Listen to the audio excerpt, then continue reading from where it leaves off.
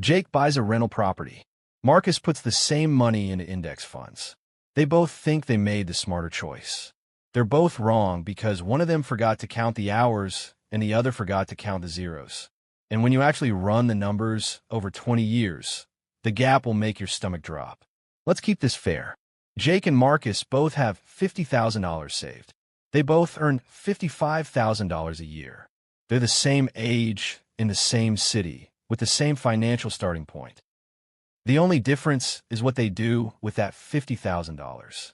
Jake uses it as a 20% down payment on a $250,000 rental property, a modest 3-bedroom house in a decent neighborhood. He takes out a 30-year mortgage at 7% interest. His monthly mortgage payment is about $1,330. He finds a tenant willing to pay $1,800 a month in rent.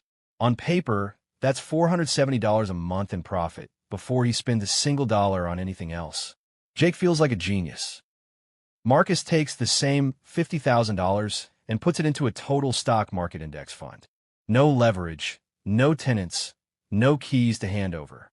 He sets up an automatic contribution of $300 a month and doesn't think about it again.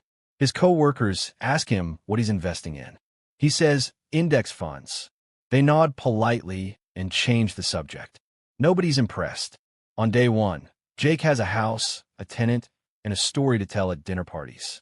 Marcus has a brokerage account and a confirmation email. It's not even close in terms of how it feels. But feelings and math are two very different things. For the first few years, Jake is living the landlord dream. Rent checks hit his account on the first of every month. He drives past his property on the way to work and thinks, I own that.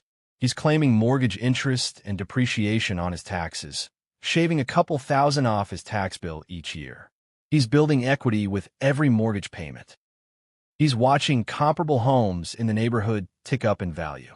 Everything about this investment feels real, tangible, and smart. Marcus logs into his brokerage account once a quarter, sees the number go up a little, then down a little, then up a little more. Year one, his $50,000 grows to about $55,000.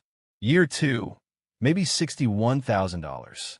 It doesn't feel like anything is happening. There's no key in his pocket, no tenant texting him, no asset he can point to from his car window. Just a number on a screen. Jake's friends ask him about the property. Marcus's friends don't ask him about anything. The social proof alone makes Jake feel like he's winning by a mile. Let's look at the numbers through year three. Jake has collected roughly $64,800 in rent. His mortgage payments total about $47,880. That leaves $16,920 in gross cash flow. Sounds great until you subtract everything else. Property taxes run about $3,000 a year. Insurance adds another $1,500. He's already replaced a water heater for $1,200, fixed a leaking roof for $2,800, and dealt with 1 month of vacancy between tenants, costing him $1,800 in lost rent plus $600 to clean and relist. Property management? Jake does it himself to save money, but that means phone calls at 10 p.m., weekend showings, and coordinating repairs on his lunch break.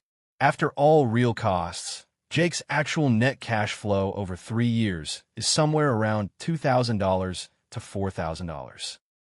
Not the $16,920 that looks so good on paper. And that doesn't account for a single hour of his time. Marcus, meanwhile, has invested $50,000 plus $10,800 in monthly contributions. At roughly a 10% average annual return, his portfolio is sitting at about $76,000. He spent 0 hours managing it, 0 phone calls, 0 emergencies. But Jake still has leverage working for him. His $250,000 property has appreciated maybe 3 to 4% a year and is now worth around $270,000 to $280,000. His equity.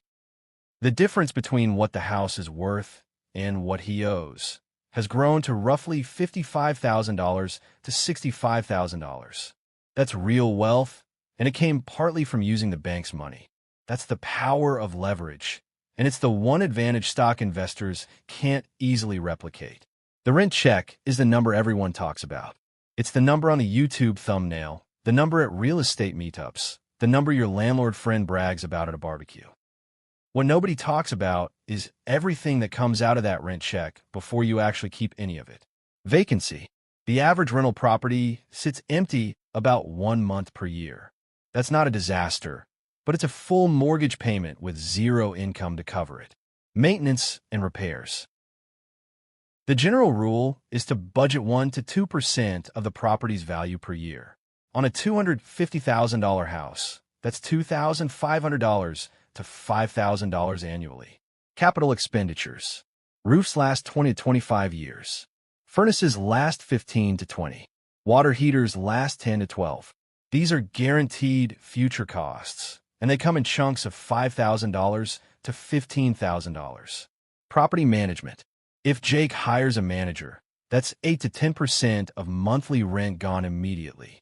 If he manages it himself, he's working a part-time job he's not getting paid for. And then there's the risk nobody likes to discuss: bad tenants. One bad tenant can cost 3 to 6 months of rent plus legal fees. None of this shows up in the $470 monthly cash flow number, but it shows up eventually. By year 5, Jake is deep in the reality of being a landlord. He's on his third tenant. He's replaced the roof for $8,500, handled a plumbing emergency costing $1,400, and dealt with another vacancy. He's raised rent to $1,950, but his taxes and insurance have gone up too. His actual return settles around 3 to 5% after all real expenses. Marcus is still doing nothing. By year 7, his portfolio has grown to roughly $135,000 to $150,000. The compounding effect is now accelerating. Compounding is boring for the first 5 years and astonishing for the next 15. By year 10, Jake's property is worth roughly $335,000 to $350,000. His remaining mortgage balance is about $166,000. His equity sits around $170,000 to $184,000. Marcus's portfolio is also around $165,000 to $180,000. At this point, they're surprisingly close. But Jake spent hundreds of hours managing his investment. Marcus didn't. By year 20, both end up in a similar net worth range, roughly $400,000 to $500,000. But how they got there is completely different. Jake worked for his money. Marcus let his money work for him. Jake dealt with stress, debt, and effort. Marcus dealt with volatility, but had freedom and time. Now here's where things shift dramatically. If Marcus simply increased his contribution by an extra $200, making it $500 per month, his portfolio jumps to around $550,000 to $600,000. That's the power of compounding. Real estate can't scale that easily without more debt, more properties, and more work. But stocks aren't perfect either. Market crashes can wipe out 30 to 40% in months. Most people panic and sell at the worst time. There's no strong cash flow. Dividends are small. There's no leverage advantage like real estate. Real estate also offers tax benefits like depreciation and strategies like 1031 exchanges that stock investors don't easily get. So what's the answer? Real estate wins in specific situations. Stocks win in others. The real mistake is choosing either one without understanding the full picture. Jake and Marcus both thought they were making the smart decision, but neither of them actually calculated the true cost in money, time, stress, and risk. And that's the real trap. Not real estate, not stocks, but making decisions based on headlines, opinions, or half knowledge. So next time someone tells you one always beats the other, ask them one question. Did you include everything? Because the only answer that matters is the one that includes everything.